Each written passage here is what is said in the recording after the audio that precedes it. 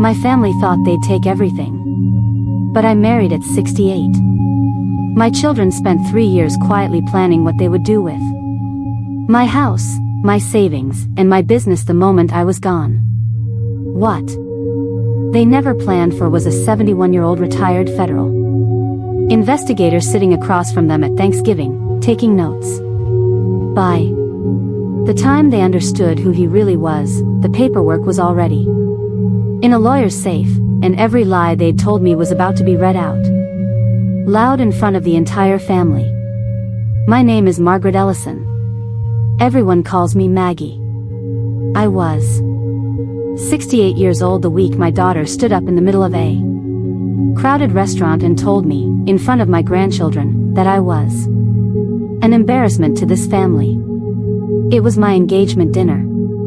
I remember the exact sound the room made when it went quiet, silverware stopping mid-air, a waiter frozen by the kitchen door, my son-in-law's jaw tightening like he'd been waiting for someone to say it first. "You're 68, Mom," Diane said, her voice shaking, not from sadness but from something colder. "Do you have any idea how this looks? Dad's been gone 12 years and you're going to let some stranger walk in and take what he built? Robert didn't build the Magnolia house. I did. Every brick, every rose bush, every dollar of it, after he died and left me with a mortgage and 2 kids in college and nothing else but grit." But that wasn't the part that mattered to Diane that night. What mattered to her was the ring on my finger, and what it meant for the will she assumed she'd already read. I sat there with my napkin in my lap and my hands very still, because I had learned a long time ago that the quietest woman in the room is usually the one who ends up seeing the most. And that night, for the first time, I understood something was very wrong in my family long before that dinner ever started. I wish I could tell you that was the worst moment of that year. It wasn't. It was only the beginning. 6 months before that dinner, my life was ordinary in the way that feels like a gift once you're my age. I opened the Magnolia house at 7 every morning, walked through rows of hydrangeas I'd grown from cuttings, and greeted Loretta, who'd worked the front counter with me for 11 years.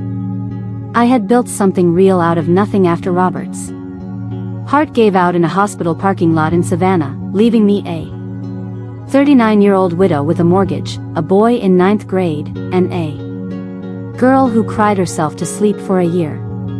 I never remarried. I never really thought about it.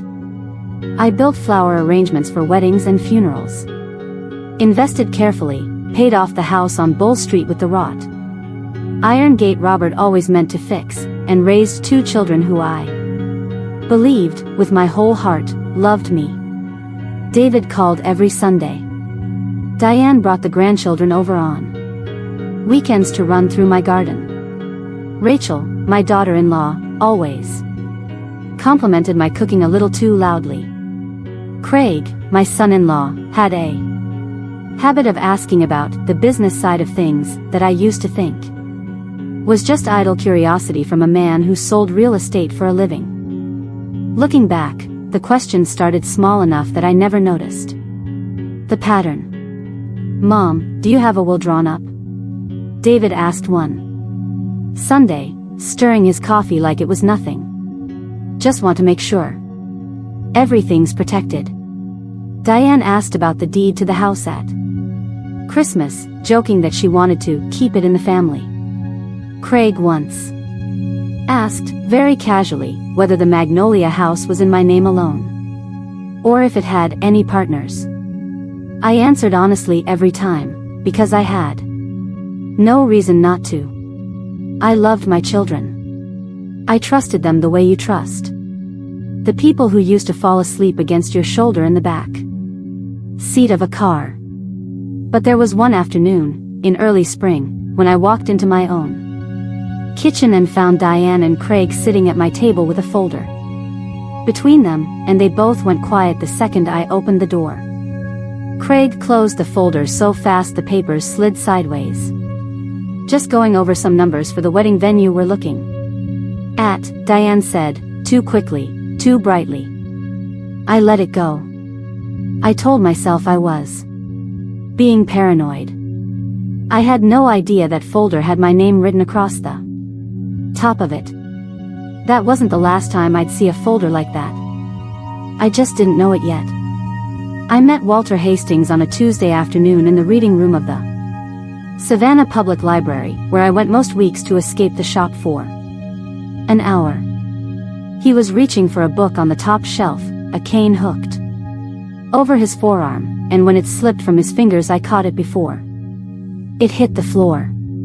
You've got good reflexes for someone reading gardening magazines, he said, and there was something in the way he said it, dry and warm at the same time, that made me laugh out loud in a library for the first time in years. Walter was 71, a widower himself, and had spent 30 years with the FBI before retiring to Savannah to be near his sister.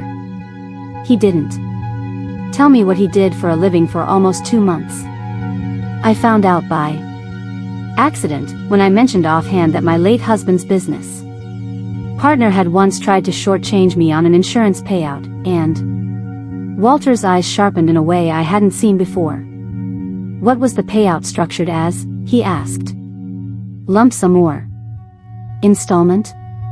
I blinked at him. Why does that matter? Old habit, he said, and changed the subject. I didn't push. I liked that.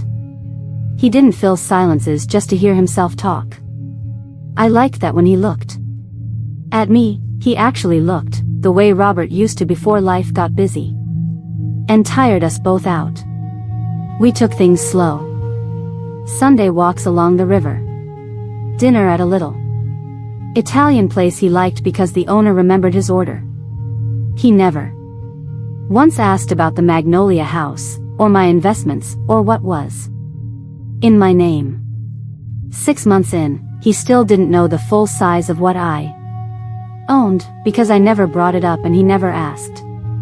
That, more than anything, is what told me who he was. I told my children I was seeing someone in June. David went quiet on the phone in a way that made my stomach drop. Diane asked 3 questions in a row. How old was he? What did he do for a living? Did I know anything about his finances? Before she asked a single question about whether he made me happy. I just don't want you getting taken advantage of, Mom, she said. You worked too hard for what you have. I remember thinking, at the time, that it was sweet. I didn't understand. Yet that she wasn't worried about me being taken advantage of at all. Walter proposed in October, in my garden, under the pergola Robert built the year before he died. He didn't get down on one knee with a speech he'd rehearsed. He just took my hand and said, Maggie, I spent 30 years reading people for a living, and you're the most honest person I've ever met. I'd like to spend whatever time I have left being honest right back at you. I said yes before he even finished pulling the ring from his coat pocket. I called David and Diane that same night, so happy I could barely get the words out straight. There was a long pause on David's end of the phone. And then he said, quiet and strange, does he know how much the business is worth? I laughed it off. I told him it wasn't any of his business what Walter knew or didn't know. I wish, now, I had paid closer attention to the silence that followed. That silence turned into a series of visits I didn't fully understand at the time. Craig started showing up at the Magnolia House on weekday afternoons, always with some excuse, checking a leaky pipe, dropping off something for Diane, asking about how the books were looking these days. Rachel began inviting herself over more often, always steering conversation toward how tired I must be running the business. At my age, how nice it would be if I let someone else handle the stress. David asked, twice, whether I'd updated my will since getting engaged. I told him honestly that I hadn't, that Walter and I had agreed to keep our finances entirely separate, that nothing about my estate was changing because of the marriage. That should have settled it. Instead, something in David's face told me it hadn't settled anything at all.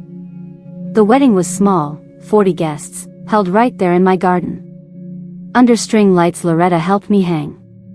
Walter wore his late father's cufflinks. I wore a dress the color of the hydrangeas along the fence. For about 20 minutes, standing there with my hand in his, I thought I had found the second half of a life I'd stopped expecting to have. Then came the toast.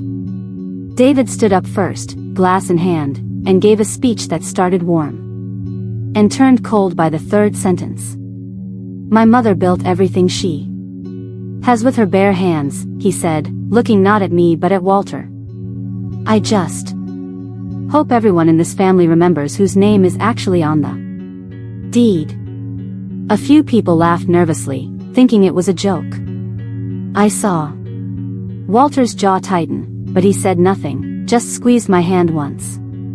Under the table. Diane didn't wait for her own toast. She stood up in the middle of David's, her chair scraping loud against the stone patio, and said the words I will never forget as long as I live. You're an embarrassment to what Dad built, marrying a stranger for companionship at your age. The garden went dead silent. My granddaughter Sophie, 7 years old, looked up at her mother with an expression of pure confusion, tugging at her sleeve, asking why everyone had stopped talking. I stood up slowly. My hands weren't shaking, which surprised me, because inside I felt like the ground had opened underneath the whole garden. Your father has been gone 12 years, I said, my voice steadier than I felt. I built every single thing you're standing on tonight with my own 2 hands, after he died, while you were both still in school. I don't owe either of you an apology for wanting to be happy in whatever years I have left. Nobody clapped. Nobody said a word. Walter stood beside me, his hand resting quiet on the small of my back, and for the first time that night I saw something new in his eyes. Not anger. Calculation. The look, I would later learn, of a man who has just watched a family reveal exactly how much they had riding on an outcome that hadn't happened yet. I wish that had been the worst of it. It wasn't even close. 3 days after the wedding, Loretta called me at home, her voice tight with worry. Maggie, there's a man here asking questions about the business ownership structure. Says he's doing paperwork for David. I drove to the shop with my heart pounding, and found a man in a gray suit standing at my own front counter with a folder of documents, asking Loretta to confirm details about the transfer of managing authority. When I asked him directly what he was doing in my store, he stammered something about a miscommunication and left without giving me a card.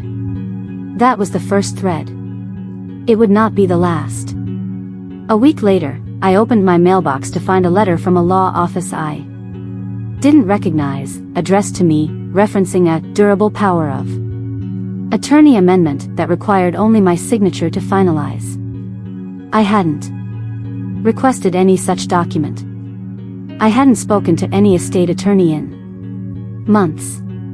When I called the number on the letterhead, the receptionist told me the paperwork had been requested by my son, on my behalf, in anticipation of future care needs. I sat at my kitchen table holding that letter for a long time, feeling something cold settle in my chest that I hadn't felt since the year Robert died. That evening, I told Walter everything, the man in the shop, the letter, the years of small strange questions I'd brushed off as nothing. He listened without interrupting, the way he always did, and when I finished, he was quiet for a long moment. Maggie, he said finally, I need you to trust me on something. Don't sign anything. Not one piece of paper, from anyone, for any reason, until I've had a chance to look at it. Walter, you're scaring me. Good, he said. You should be a little scared. I think somebody's been building a case against your competency for longer than you realize. That night was the first time he told me, in full, what 30 years in the FBI's Financial Crimes Division had actually looked like: the elder fraud cases, the forged signatures, the adult children who convinced judges their healthy, sharp-minded parents needed protection from themselves, right up until the moment the parents' entire estate had quietly changed hands. He'd seen it more times than he could count. He said the pattern always started the same way. Small questions about the will, unexplained visits to the business, a letter that arrives asking for a signature on something the parent never requested. That's exactly what's happening to you, he said. And I think it's been happening for longer than a few weeks. I didn't sleep that night. I kept thinking about the folder Diane and Craig had closed so fast at my kitchen table back in the spring, months before the wedding, months before any of this should have made sense to plan. What I found out over the following weeks changed everything I thought I knew about my own children, and I wasn't prepared for a single piece of it. Walter didn't go to the police right away. He said if we moved too fast, whoever was behind this would simply destroy the evidence and try again more carefully. Instead, he did what he'd spent 3 decades doing. He watched, he documented, and he waited for the pattern to reveal itself. He started by requesting copies of every document tied to my accounts, my business, and my property, going back 2 years. What came back made my hands shake. There was a request, filed 8 months earlier, for a psychiatric evaluation authorization, supposedly signed by me, that I had never seen or requested in my life. My signature was on it. It was close. It was good. But it wasn't mine, and Walter noticed within 30 seconds, because the pressure and slant of the pen strokes didn't match a single other document I'd ever signed. Forged signatures almost always get the shape right and the pressure wrong, he told me, tracing his finger along the loop of my own name. Whoever did this had samples of your handwriting to copy from, which means somebody in this family had access to things you signed and handed them to someone who knew how to trace them. Then my phone rang, and it was Rachel, my daughter-in-law, sounding strange and stiff. Maggie, I just wanted to check in on you. David mentioned you've been under a lot of stress lately, memory-wise. I hope you're taking care of yourself. I hadn't told a single soul I was under any stress at all. I hadn't complained about my memory to anyone, because there was nothing wrong with my memory. When I hung up, I understood, with a sick certainty, that a story was already being told about me behind my back. One detail at a time, to anyone who would listen. That's when I realized I'd been lied to for months, possibly longer, by people I trusted with everything. Walter's next move was quieter still. He reached out to an old colleague, now working private investigations, and asked him to pull records on any recent large financial transfers connected to accounts linked to my name or my business. What came back 3 days later made Walter go very still at my kitchen table, the same table where Diane and Craig had once hidden a folder from me. There had been 2 wire transfers from a business account, an account tied to the Magnolia House's operating funds, not my personal savings, totaling just under $11,000, made 6 weeks apart, both authorized under a signature that once again wasn't quite mine. The transfers went to an account belonging to a company called Marsh Property Consulting, Craig's company. I felt the floor tilt under me reading that name. There's more, Walter said quietly, sliding another paper across the table. It was a caregiver services invoice, billed to my business account. For in-home assistance I had never received, never requested, and never needed, signed off by someone claiming to act as my authorized representative. The signature line read David Ellison, acting POA. I sat in my kitchen with my hands pressed flat against the table, staring at my own son's name beneath a title he had no legal right to claim, and I felt something inside me go from frightened to furious in the space of a single breath. They're not just planning for after I'm gone, I said slowly. They're already taking. Walter reached across and took my hand, steady as ever, and said the words that gave me the strength to keep going through everything that came after. Then we're going to make sure everyone in that family understands exactly what they did, in a room they can't walk out of. What we found in the weeks after that would have been enough on its own. But the deepest betrayal was still waiting, and it came from the one person I never suspected at all. Walter's investigator kept pulling threads, and each one led somewhere worse than the last. The forged psychiatric evaluation request, we discovered, had been filed as a preliminary step toward a guardianship petition, a legal filing that, if successful, would have stripped me of the right to manage my own finances and handed that control to a court-appointed conservator. The petition hadn't been filed yet. It was sitting drafted, ready, in a folder on a laptop that belonged to Craig, waiting for what the notes described as the right moment, post-wedding backlash. They had been counting on my marriage to Walter making me look reckless.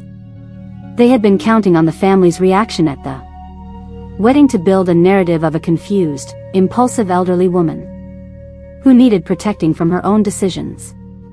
Every ugly word Diane said in that garden hadn't just been cruelty. It had been evidence, staged in front of 40 witnesses, meant to support a story they planned to tell a judge. I confronted Diane directly first, alone, over coffee at her kitchen table. Because some part of me still needed to believe there was an explanation that didn't end where I feared it would. Diane, I said, I need you to tell me the truth about the guardianship filing. She went white. Her coffee cup rattled slightly against its saucer. Mom, I don't know what you're talking about. Your husband's laptop says otherwise. The silence that followed lasted so long I thought she might not answer at all. When she finally spoke, her voice cracked in a way that almost made me feel sorry for her. Craig said it was just a precaution. In case you got sick. In case Walter turned out to be after your money. And we needed a way to protect the business fast. And the forged signature on the psychiatric request? Was that also just a precaution? She didn't answer that one at all. I left her kitchen that afternoon with my chest aching in a way I hadn't felt since Robert's funeral, but I also left with something else, a clarity I hadn't had in months. My daughter hadn't been protecting me from anything. She had been building a case against me, quietly, methodically, for the better part of a year, with her husband and, I now understood, with her brother's full knowledge. I called David that night. He didn't deny it the way Diane had tried to. He simply said, tired and flat, "You're 68 years old, Mom. Somebody in this family had to think about the future." "The future you were thinking about," I said, "was the one where I was already gone, or where a judge decided I wasn't fit to run my own life." "Which one was it, David?" He didn't answer that either. He hung up.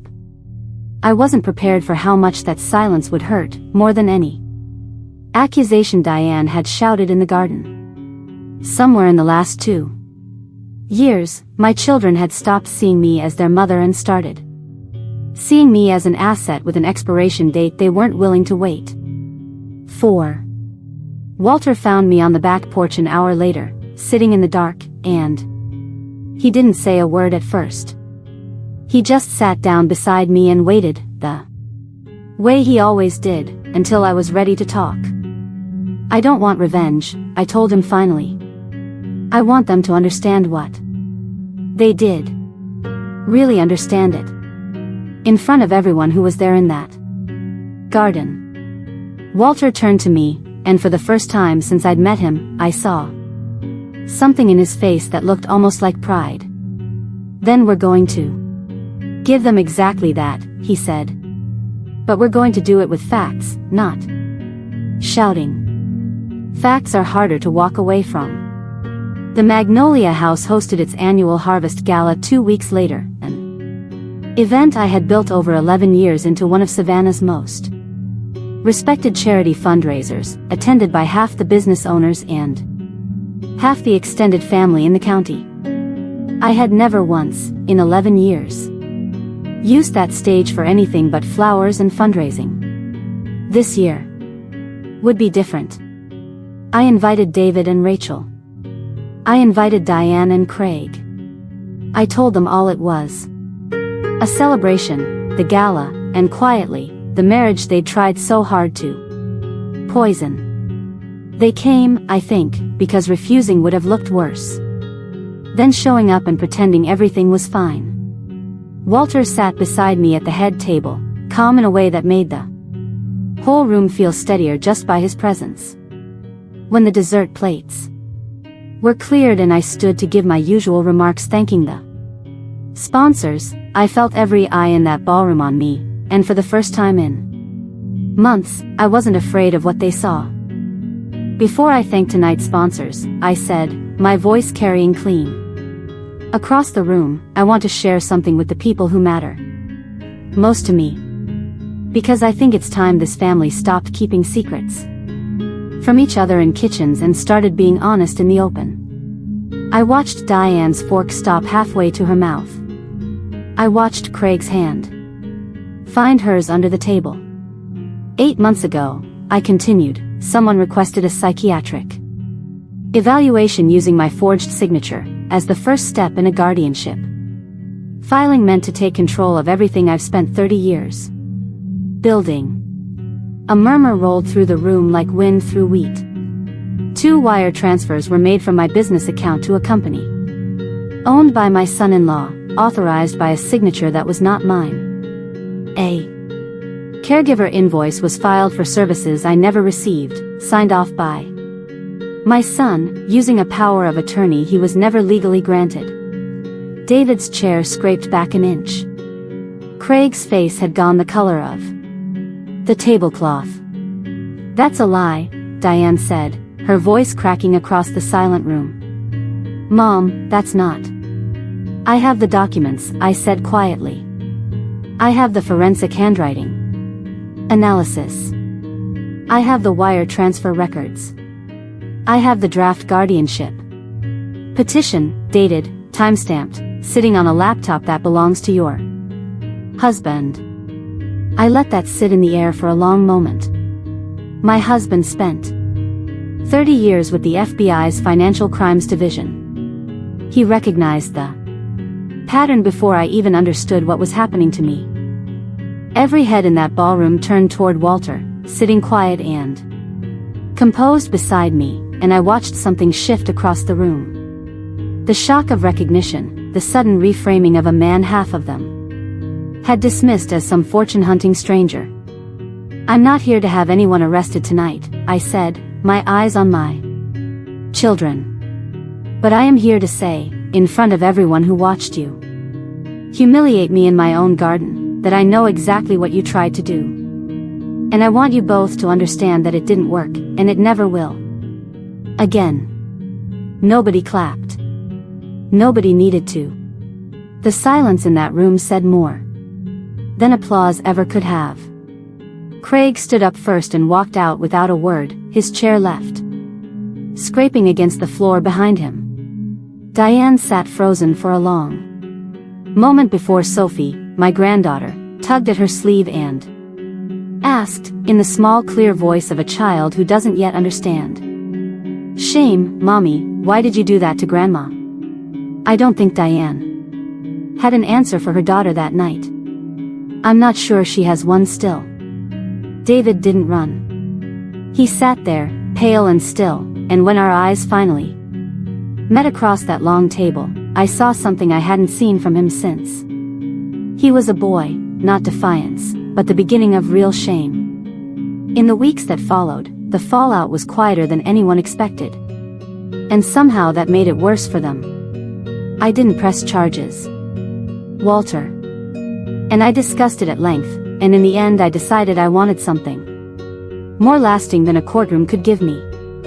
I revised my estate plans with an attorney of my own choosing, one who had nothing to do with either of my children, and I made my wishes clear and unshakable in writing. I removed the forged authorizations. I closed the door on the guardianship petition permanently, with documentation Walter ensured no judge would ever be able to ignore if it resurfaced. Word travels fast in a town like Savannah, and word of what happened at that gala traveled faster than most. Craig lost 2 major clients within a month, business owners who no longer trusted a man who'd forged signatures against his own mother-in-law. Diane stopped attending the events she used to organize with her old friends, the whispers following her into every room she entered. David called me exactly once more that year, not to apologize, but to ask, quietly, if there was any way to fix things. I told him the truth. I told him I still loved him, that I would never stop being his mother, but that trust wasn't something I was ready to hand back simply because he was finally afraid of losing me. Sophie still comes to see me most Saturdays, walking through the garden gate with her mother trailing a few steps behind, quieter now. Humbled in a way I never wanted for her but couldn't have prevented either. I hope, someday, my daughter finds her way back to being the girl who used to fall asleep against my shoulder. I hope my son finds his way back too. But I've learned, at 68 years old, that hope and trust are not the same thing, and I'm no longer willing to confuse the two. Walter and I still walk along the river most Sundays. He still doesn't ask about the size of my accounts, and I've stopped waiting for him to. Some mornings I stand in my garden under the pergola Robert built, and I think about how strange it is that the 2 men who loved me most in this life never once asked me what I was worth in dollars, and that the 2 children I raised with my whole heart spent years asking about little else.